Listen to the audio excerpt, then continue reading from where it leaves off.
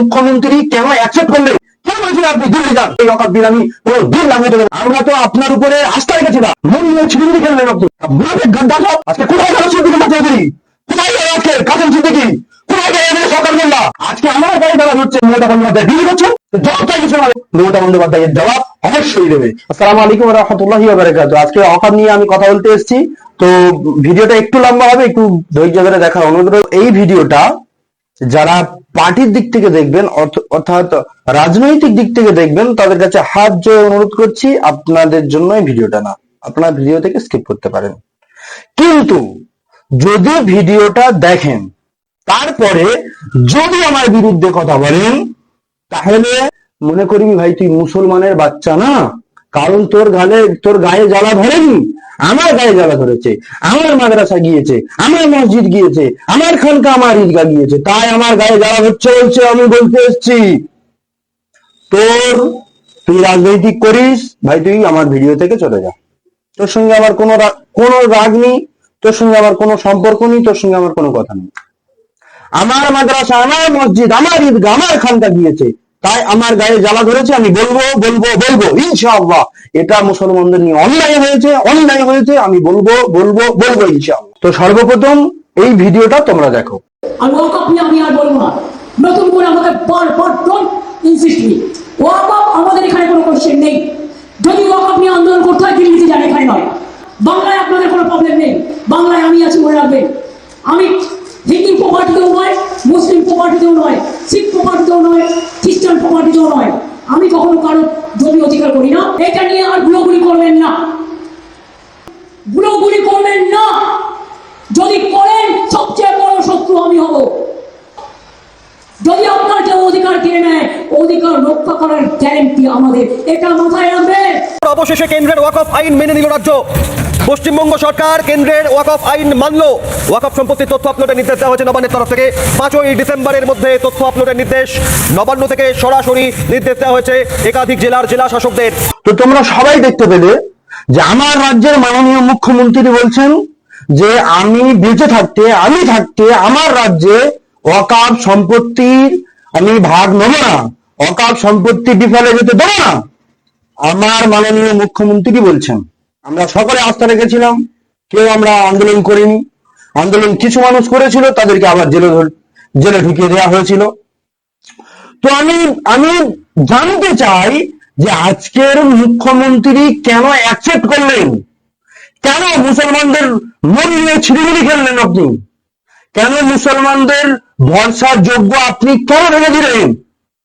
আমরা তো আপনার উপরে আস্থা রেখেছিলাম যে আপনি আমাদের ওয়াকফ বিল, আমাদের ওয়াকফ প্রপার্টি আপনি বাঁচাবেন, আপনি উদ্ধার করবেন। তাহলে আপনি কেন মুসলমানদের যে আপনার উপরে বিশ্বাস করেছিলেন, আপনি বিশ্বাসটা ভাঙলেন কেন?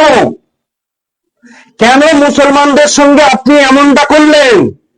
আমরা তো পারতাম আন্দোলন করে ওখান থেকে বার করে নিয়ে আমাদের সম্পত্তি আমরা বার করে নিতে পারতাম। কেন আপনি বললেন যে আমি আমার ওয়েস্ট বেঙ্গলে আমি হতে দেবো না, আমি যতদিন বেঁচে রয়েছি? কেন আপনি মুসলমানদের সাথে খেললেন? যারা বাংলার মুসলমান জানতে চায়, আপনি আটকাতে পারবেন না। আপনি তাহলে আমাদেরকে কেন আপনি বলেছেন যে তোমরা কেউ আন্দোলন করবেন না? যদি আন্দোলন করেন সব থেকে বড় শত্রু আমি হবো। তাহলে আপনার মিটি কথাই তো মুসলমানেরা মেনে নিয়েছিল যে আমার রাজ্যে ওয়াকফ সম্পত্তি লাগু হতে দেবে না। তাহলে কেন আপনি আমাদেরকে প্রতিবাদ করতে দেননি? কেন বলেছিলেন আপনি দিল্লি যান? তাহলে আপনি মুসলমানদের সঙ্গে এমনটা কেন করলেন? জানতে চাই বাংলা, জানতে চাই বাংলার মুসলমান, জানতে চাই এই জাতি, এই মুসলমান জাতি, কেন আপনি তাদের সঙ্গে দেখা করেছেন? এতদিন পরে আপনি এসে বলছেন যে হ্যাঁ ওয়াকফ সম্পত্তি লাগু হবে। আপনি কি মুসলমানদেরকে নিয়ে খেলা করছেন? আজকে আমার গায়ে যারা হচ্ছে, এখানে আমার মসজিদ, আমার মাদ্রাসা, আমার ঈদগাহ, আমার সম্পত্তি চলে গিয়েছে, আমার বাপ দাদুর সম্পত্তি গিয়েছে। যদি তোদের গায়ে যদি না জ্বালা ধরে, মনে করবি তোদের কোনো সম্পত্তি না, এটা আমার সম্পত্তি, আমি প্রতিবাদ করবো। তোরা কেউ কথা কোনো বলতে আসবি না। তা মুনাফিক গাদ্দার সব আজকে কোথায় গেল? সিদ্দিকুর চৌধুরী কোথায় গেল? আজকে কাসেম সিদ্দিকী কোথায় গেল? এমএলএ শওকত মোল্লা আপনি কেন মুসলমানদের সাথ দিচ্ছে না? কেন পরিণ করছে না? যে আমার রাজ্যের মুখ্যমন্ত্রী বলেছিলেন যে আমি ওয়াকফ বিল আন্দোলন করবেন না, আমি ওয়াকফ লাগু হতে দেবো না। তারা কোথায়? যারা বলেছিল যে আমার রাজ্যের মুখ্যমন্ত্রী থাকাকালীন আমার রাজ্যে ওয়াকফ বিল লাগু হবে না। তারা কোথায় আমি জানতে চাই, মুসলমান জানতে চাই, এ জাতি জানতে চায় কেন আপনারা এই জাতির সঙ্গে এমন করছে। আজকে আমাদের মুসলমানদের নিয়ে খেলা হচ্ছে, কেন খেলা হবে? যখন আপনি প্রতিবাদ করতে যাবেন তখন বলা হবে আপনি বিজেপির বিটু, তখন বলা হবে আপনি মমতা বন্দ্যোপাধ্যায় বিলি করছেন।